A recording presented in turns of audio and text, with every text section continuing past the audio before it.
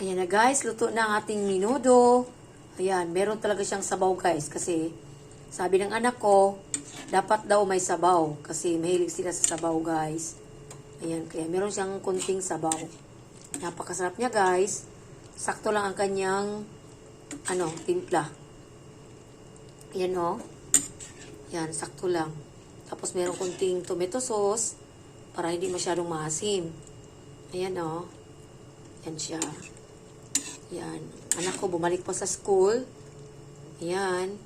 Kasi para po na naman ito guys. At para na rin ito, kasi dito namin mauubos kasi dalawa lang kami. Ayan. Yan ang sabaw niya guys. Oh. Yan ang aking.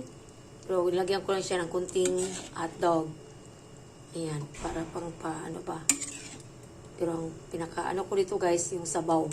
Kasi napakasarap ng kanyang sabaw. Ayan. Luto na talaga siya. Ayan o. Kanin na lang. Magsasaing na lang ako mamaya. Ayan. Napakasarap ng ating menudo.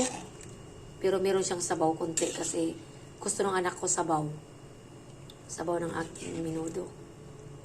Ayan. Limiwasan. Merong taba konti pero hindi naman namin yan kakainin guys. Iwan ko, wala namang pusa dito. Ayan. Yan siya. Napakasarap ito guys. At napakabango niya. Dahil sa kanyang sangkap pa. Yan. Thank you for watching everyone. I love you all. Bye-bye.